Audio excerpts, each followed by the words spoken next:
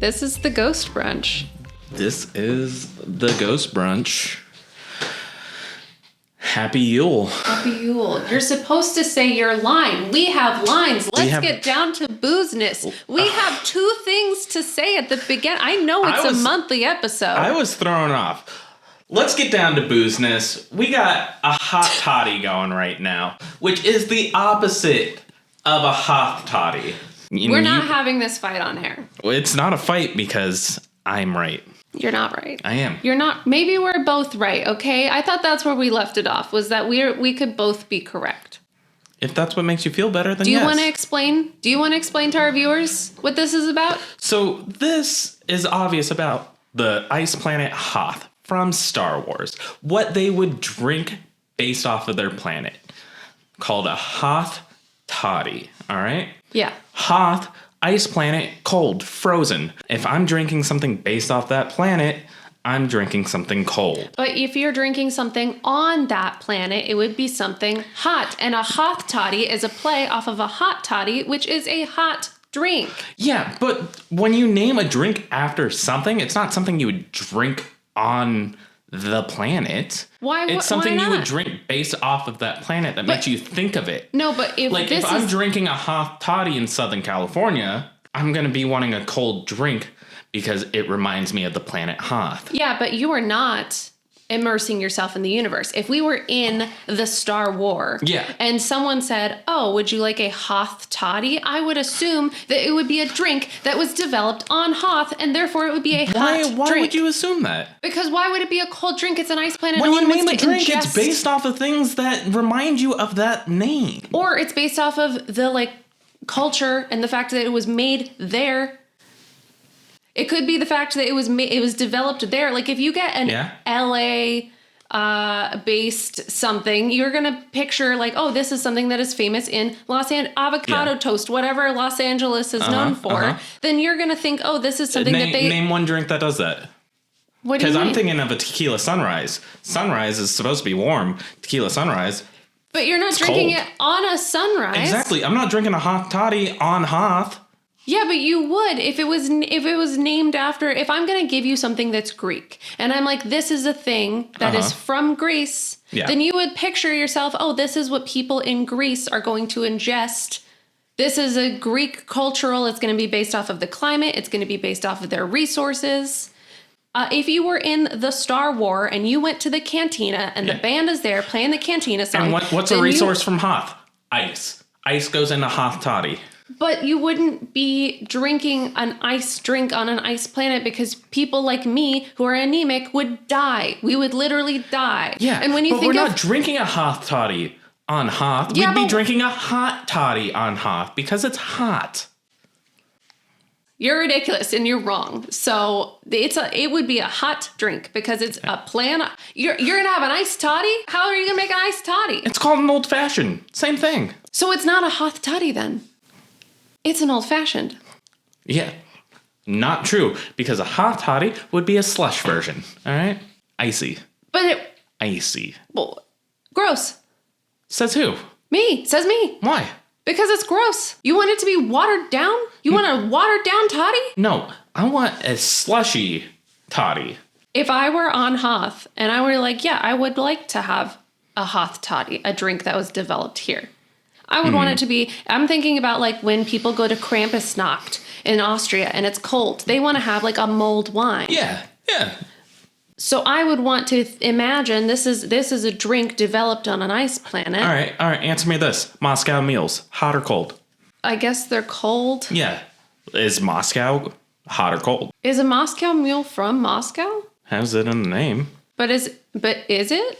Sure. You can't just say sure. You don't know. You don't know. I don't know. I don't know the history of it either. I'm just imagining that we had this argument forever ago because we've had this argument for the past year. We found a list of Star Wars themed drinks, and on that list, the Hoth Toddy was just a hot toddy, which was hot. And you said it shouldn't be hot. It shouldn't be hot. But that list agreed with me. Yeah. And a number of people that said, if I was on Hoth, I would want a hot drink. But if there's one thing we know about the internet, not everything's right.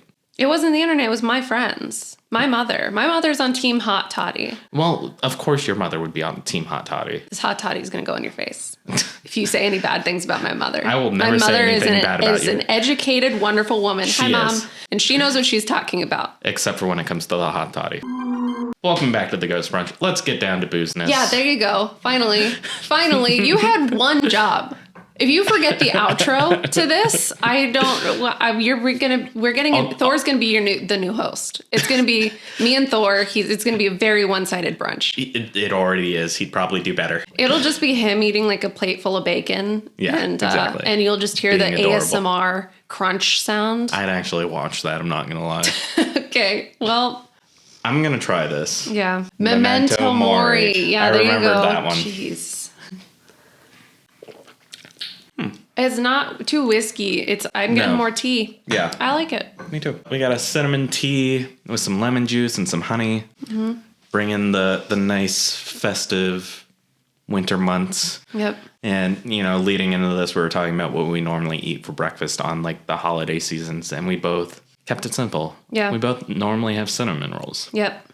So it's especially those canned cinnamon rolls are like really easy. I've always had those on holidays. Like, this was my first time actually making them. Yeah, I know. You asked me if you needed to thwop the can on something. I feel like that's what you do. I feel like that's what I saw when I was growing up. You didn't have to do any of those things. It just kind of popped.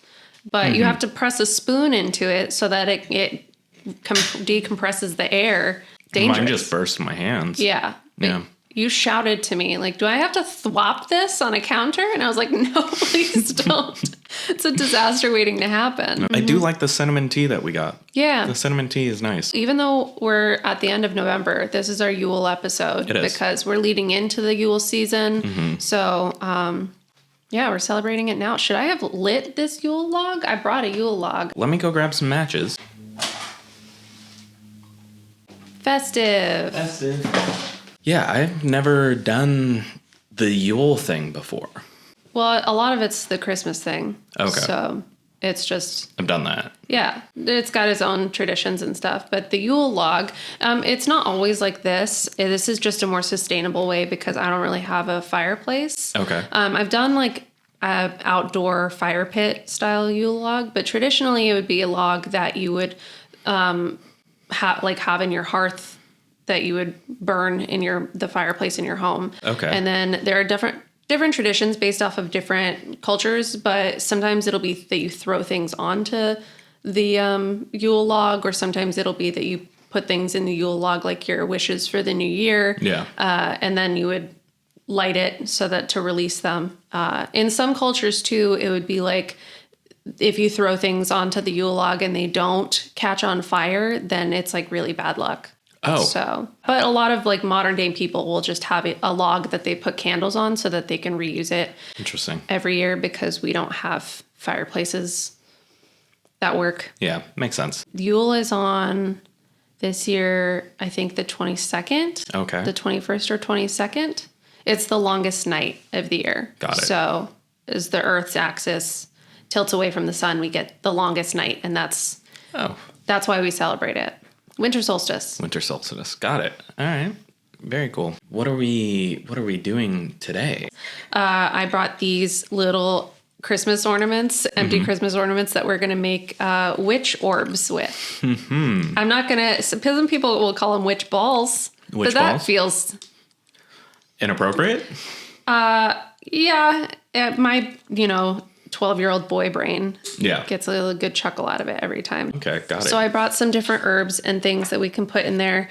We each have 2. I also have these little like petition papers. Okay. So you can write your wishes or hopes or intentions for the orb. Like there are indoor and outdoor ones. If you want to make an outdoor one, it would normally be for protection or warding. And then the ones that you would keep indoors would often be like for things that you want to bring into your home.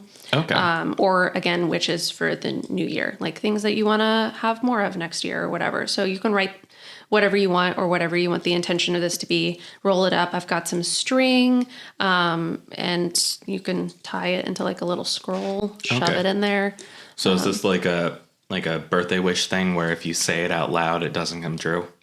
No, it just depends on your personal preferences. There's a lot of like hotly debated things on witchcraft secrecy. Like some people believe that you shouldn't speak on active workings until they've come to you, kind of like a birthday wish sort of situation. Yeah. But it's more so that like if I were to tell you I'm doing a bunch of career spells and I don't want your energy affecting them. Yeah. Like, I don't want you to be like, well, I'm jealous of your what thing. Or I don't want people who don't like me to be like, well, I don't want her to get that. And then have that energy affect me or affect the working. And then there are other people who believe that you should talk about them because talking about them is more likely to manifest them because you're talking about them like, oh, this is a thing that's coming to me. And you're talking about it with such confidence that you're like, this is the thing that I'm putting out there. And I want to be confident in that knowing that it is coming to me. Okay. So it just depends on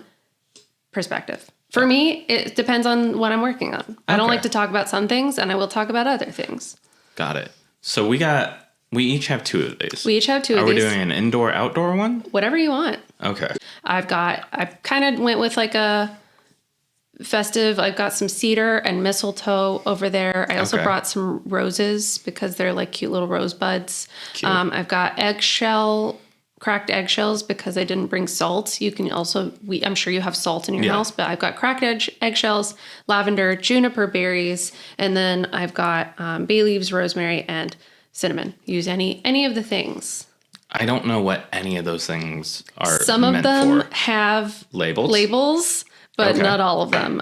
So these are all like protection-based things. A lot of them are, yeah. But of course, during the winter months, you would usually want protection because everyone died in the winter. That's true. Back in the day, that's why all of these are light festivals, is because as we experience the darkest day of the year, we are trying to honor that the light is going to come back, and we're holding on to any form of light or warmth that we can because so many people are dying from the cold. So a hot toddy was a good idea. Yes. All right. Just like it would be on Hoth. Yeah, whatever. I feel like more people would agree with me. Why? I don't want a cold drink on Hoth. Yeah. I also don't want to drink a Hoth Toddy on a Hoth. I want a hot toddy on Hoth. Or like a mulled wine. But if I was on Hoth, I would want to drink a Hoth Toddy so I could feel fully immersed and cozy. You would want a slushie on Hoth? No, I would want a hot one. A Hoth Toddy. So you'd want a hot toddy. What's the difference between a hot toddy and a Hoth Toddy then? Well, I assume in the Star War, it wouldn't be called a hot toddy doesn't exist. Would a toddy even exist? What is a toddy? I actually don't know. Exactly. But I think that I know what a hot toddy is. Yeah, but it's just like how like regular animals don't seem to exist in the Star Wars universe. It's like a loth cat instead of, a cat. They had puffins that they had to turn into porgs or whatever because they couldn't just have, real animals exist in the Star Wars, even though humans do. They had to do a Star Wars version of it. So a Star Wars version of a Hoth Toddy or hot toddy would be a Hoth Toddy because a hot toddy just wouldn't exist. They wouldn't have standard earthly drinks like we have here in space. It would be different. It depends how... I know it's a galaxy far, far away, but it depends how long ago it was, It's a long, long time ago. There's 2 longs in there. There's 2 longs, but that was in the original trilogy. In the Rich Tridge. Where are we at now? Don't know. Yep. Still, at least one long. At least one long. At least one long time ago. Maybe not a long, long time ago, but now it's a long time ago. Yeah. Galaxy, though, still far, far away. But, they're doing hyper-dimensional space travel. Spoilers. Spoilers? Spoilers. For who? For people who haven't finished Ahsoka. That was long before Ahsoka. All right, fine. Spoilers. Whatever. Nerds. We're nerds. Yeah. What is your favorite part of the, holiday winter season? Probably the weather. I'm a really big fan of, overcast skies, maybe a little bit of drizzling. Fortunately, we live in Southern California, so we don't get much of that throughout the year. Yeah. But I do really enjoy a nice, cold, rainy day and just kind of enjoying the peacefulness. What about you? Probably sweaters and soup. Those are probably my favorite aspects of it, that I get to be cozy. I don't really like to be cold because, again, I am a forever cold person. But, I feel like I like the excuse to have sweaters. Like when I was a kid, I often would go to my friend's grandparents' cabin in Big Bear and like looking at the snow outside, but being warm inside. Yeah. 10 out of 10 experience. I love that. I just like the coziness aspect. Yeah. The Huga. The Huga. Yeah. You got me into Huga. Yeah, I did. I made you listen to an audiobook on it. Yeah. For those that don't know what Huga is, it's from Sweden? Yes. It's from Denmark. It's one of the Nordic countries. Yep. It's like their word for cozy, comfy happiness, essentially, and what they can do year round to kind of bring that into their lives, which is extremely interesting, especially since as I was listening to that book, they were talking about how other cultures have different words for the same feeling. They don't always mean the same thing exactly. Like there's not one word for a similar feeling. Big fan of it.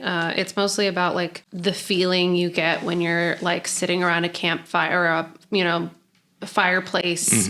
And there's a lot. I love that there's such a big like reading culture there, that like giving books to people is like a tradition. That it's like, this is a cozy thing that you will sit and like read a book and be warm and like make cinnamon rolls and light candles, and it's like this sweet breads and, and they have cafes dedicated completely to just like sweet cakes and coffee. You go there and just enjoy the atmosphere. What do these do?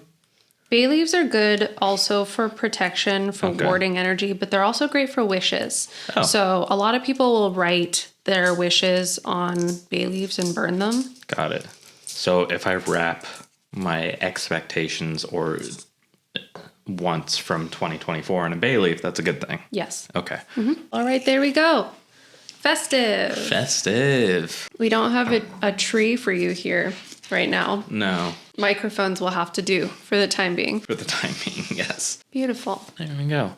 So that was my hopes and dreams for 2024.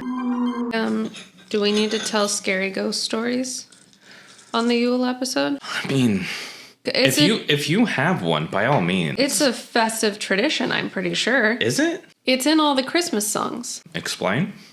What is that song? It's the most wonderful time of the year. It's the most wonderful time of the year.